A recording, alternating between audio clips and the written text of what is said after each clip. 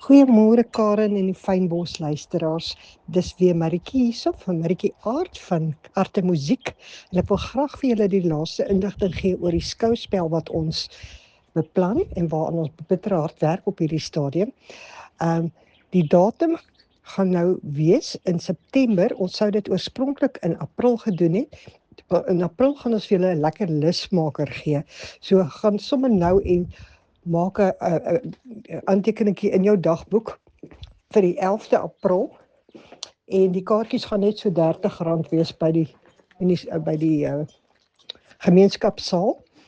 En ons wil soveel as moontlik mense daar hê. Dis net 'n lekker lusmaker dat hulle kom kyk wat ons beplan en sodat hulle ons kan help om die saal vol te kry vir September, wanneer ons dan die 10de en die 11de September, dis 'n donderdag en 'n Vrydag aand, gaan ons dan ons amptelike skouspel hê.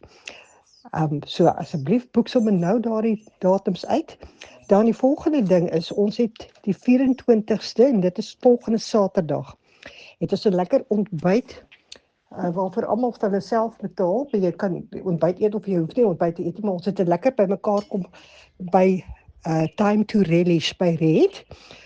Almal wat belangstel om ons te help in enige vorm betrokke wil wees by die skouspel.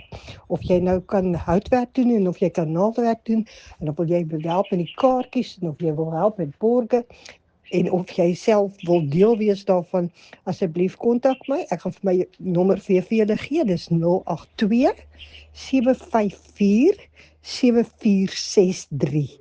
082 754 7463. Of kyk sommer op Facebook, Maritjie Aard. En dan kan julle my kontak en ons gaan saam 'n heerlike skouspel, sommer so vir die hele gemeenskap gaan ons dit aanbied. Ons sê julle moet 'n heerlike dag hê. Radio Fynbos.